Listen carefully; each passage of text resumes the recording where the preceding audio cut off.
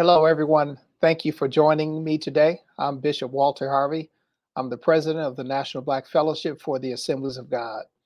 The National Black Fellowship exists to bring together African Americans and multi ethnic Christian leaders, pastors, civic leaders, marketplace leaders, and local churches and its congregants who are passionate about reaching people and places. And of course, we do that through the gospel of Jesus Christ, through evangelism, through outreach, but we're also very intentional about reaching into the marketplace, planting churches, and using business as a tool of mission. We have a wonderful conference that's coming up on July 15th through 17th in Atlanta, Georgia. We're going to be talking more about that intently today. And this conference is a gathering place for people who are passionate about seeing America's cities transformed by the movement of hope through the gospel of Jesus Christ. I'm honored today to be joined by my guest, Justin Giboney. Justin is a ordained minister. He's an attorney. He's a political strategist. He is also the co-founder of the AND campaign. And he regularly, besides being all of those things, he speaks with insight and with biblical relevance to intersecting our Christianity, intersecting our faith, and civic engagement in the public square. Justin is going to be a keynote speaker and also leading a workshop at the REACH conference that I just spoke about. We'll give you more details about how you can register and not miss that conference before we sign off today. So mark your calendars, July 15th through 17th.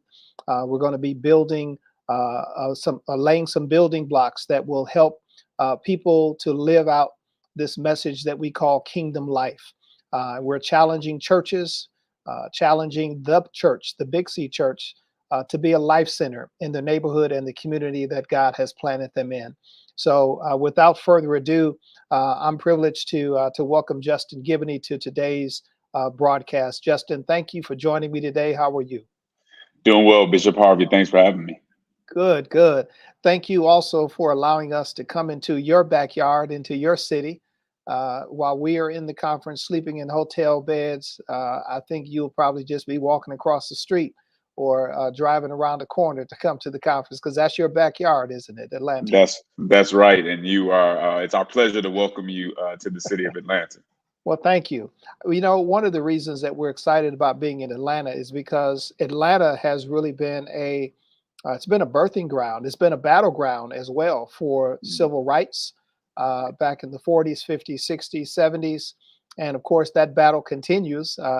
Georgia has been in the news for a number of reasons, related to political debates and election and all of those kind of things. But before we get deep into that, we're excited about coming to Atlanta. We believe it's a prophetic city. And we believe, like Esther, that we're called to be there for such a time as this. But that's your home. But take us back to walk us through your journey. As I introduced you as an attorney, as a political strategist, as an ordained minister, how do all of those things come together? Where were you activated? Where did you come to the realization that you could use all of those things in the marketplace and in the ministry? Yes, that's a really good question. So I got started really focusing in on politics in probably 2008. And I worked on the mayor, who would eventually be the mayor, Kasim Reed. I worked on his campaign throughout the campaign and really just learned the city, learned politics. And after he was elected, I went in to work with him, but I would also kind of take leaves of absence just to run campaigns around the city. So whether it was for a referendum for water infrastructure or transportation infrastructure, I kind of ran a lot of those campaigns. In doing that, I was also running the campaigns of candidates, many of them Christian, and I began to realize that they didn't feel that they could be completely Christian and bring all their convictions with them when they ran for office. It became very clear that when they ran, they felt like whether it be the sanctity of life, the Christian sexual ethic, things like that had to be left behind. And so I began to feel, I think God convicted me and made me to feel very uncomfortable with that situation. And also saying that in some respects, the church wasn't necessarily prepared to respond to it, because a lot of these people who did choose to stand up were really left isolated. There was no group that would come in and give them cover and promote what they're doing and things of that nature. And so God just convicted me. And so I was a delegate at the Democratic National Convention in 2012 and 2016. And seeing some of the things that went on there, I said, you know what? If I'm going to be in a party at all, I got to be a Christian first, and I have to be able to distinguish myself. And that's kind of where the idea for the AND campaign came from. It was that conviction to say, Justin, you can't just be camouflaged in a sea of red or a sea of blue.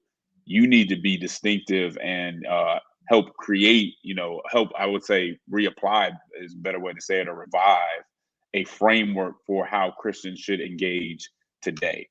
And so that's basically where the AND campaign came from. As soon as I got back from the last convention, I just started meeting with any Christian that I could, any Christian leader that would talk to me about creating something like this, seeing what they thought. And after years and probably hundreds of meetings, the AND campaign started to come together. Wow. Thank you for sharing that journey. I'm going to make an assumption and take us a little bit deeper. Was that a lonely journey? It seems like you would be in a minority in that space. It was an extremely lonely journey. Being someone who was well known in the party, and people saw me as running for office and being in good position to do so. When I started being a lot more vocal about some of my positions, that faded away. You kind of lose some friends, or people who were associates start to distance themselves from you. So it is a lonely journey. But I'll be honest with you, God was with me very clearly with me all the way. I never really questioned, should I be doing it? It's almost as if I didn't have a choice, but I had the confidence to say, this is my purpose. This is what I'm supposed to do. So although it was lonely at times, God kept me throughout. And it's just been a blessing to see how, as you were saying, whether it's me being an attorney, whether it's me being a political strategist, all that has been used for me to serve the kingdom. And I couldn't ask for more and a more clear vision in that regard. Wow.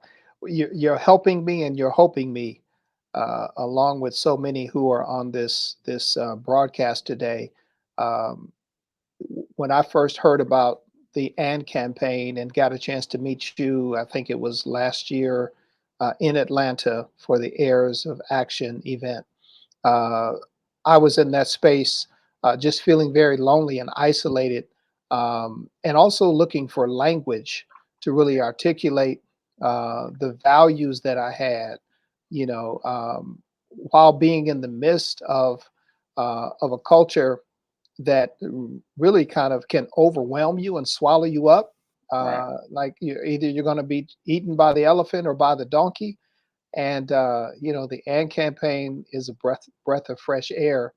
I would like you to speak to, not just to clergy, but to people who are in the marketplace, laity, congregants, because this is a real and a relevant topic that we're discussing today, and of course we'll go a lot deeper in the workshop that you'll be speaking at the Reach conference in just a couple of weeks, and also your keynote address.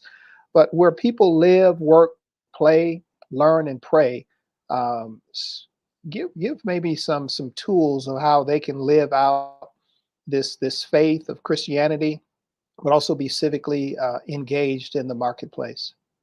Yeah, that's a great question. The first thing, Bishop Harvey, I think we have to do is change how we see politics, change our lens, or better yet, change our framework.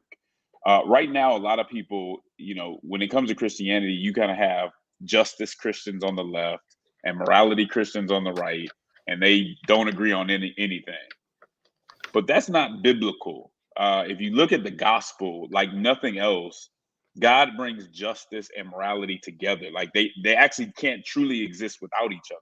If you read through the gospel, and so the idea that some Christians would care about justice and others would care about morality doesn't make sense. We have to care about all of those, which to me says that while we can lean right or left, or we can affiliate with a party here or there, we really have to have a distinctive public witness and a distinctive framework. The problem that we have right now is a lot of Christians cannot explain their public witness to you outside of the progressive versus conservative dynamic, but there's so much more. In fact, I would say that if we are dependent on what Republicans are saying or Democrats are saying, we will never have the public witness that we should have in the public square, because the gospel is so much more brilliant, so much more dynamic. So that's the first thing I would say. Make sure that we start to change our framework and don't be limited to conservatism or progressivism, because those aren't the two only answers. And in most cases, many cases, I should say, they're inadequate. The other thing I would say is understand that local politics is important too. So a lot of times we just talk about the national election and we act like this presidential election, although it is important, we act like it's everything. Well, let me tell you something, it's not everything. In fact, a lot of stuff that's going on locally will have a greater impact on you and your neighbor than some of the decisions that are made by the president. I go a step further, Bishop Harvey, to say that your community, your church, can have a greater impact on the community around you than whoever is actually going to be in office. And what that should do is empower us. It should give us a little better perspective and agency on what we can do in our community when we put our minds to it. But we have to be thoughtful. We have to be bold enough to say, no, I don't serve conservatism or progressivism. I have something better to offer the world. And when Christians start doing that, I think we'll see a change nationwide. That's powerful. That is supporting this theme at the conference called Kingdom Life, and challenging churches and the church to be life centers in their community and in their neighborhood. It begins at home. Yeah. You reminded me when you said don't just focus on the presidential campaign. Back on the streets, we call that the okey doke. Don't go for the okey doke. While There you go. the enemy's distracting you with this, he's ready to hit you with the right cross. So we have to That's right. focus on both hands. That's powerful. Thank you. Let Yes. me ask you this question about the AND campaign. What do you hope to accomplish through the AND campaign? What would be a success for you in terms of results and outcomes? I think number one, when Christians want to get involved in faith-based advocacy, that they would know where to go to, that they would know where they could get training, that they would know where they could get the information from the AND campaign. But also to really coalition build in bringing the church together beyond racial lines, beyond ideological lines, to say there are some issues, sanctity of life, for instance, that it doesn't matter what party you're in, we're together on this. We've done that on issues like religious liberty to some extent. And so we've had some success there. But I really want Christians to be able to push party to the side and sometimes and communicate to one another and really be able to advocate together. That's a real big part of what we're trying to do. And another thing I would say is, especially, when it comes to younger generations, is continue to let them see that orthodoxy and social justice actually go together, that they're not enemies, and that you can have a high view of scripture and still go out and fight for justice. And in fact, if you have a high view of scripture, that's exactly what you would be compelled to do. Justin, the organization, the National Black Fellowship, is a 44-year-old organization, and it was birthed in the Assemblies of God Fellowship, primarily as a call to deal with racial inequity. And in many major denominations that were not founded by African Americans, there's been inequity, there's been discrimination, there's been a lack of access, doors closed, glass ceilings, and so this organization was birthed in struggle, much like the civil rights movement. And yet I've experienced in my presidency that message of our history does not really resonate so much with the younger generation, with this Gen Z, Gen Y, millennials.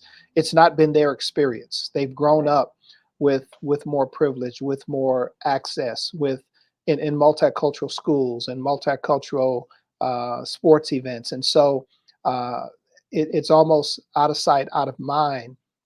How have you seen the message of the AND campaign impact or be received by the next generation? We've had a really good reception. In fact, and you and I talked about it earlier, we have a program that we run over at Morehouse and Spelman on their campuses.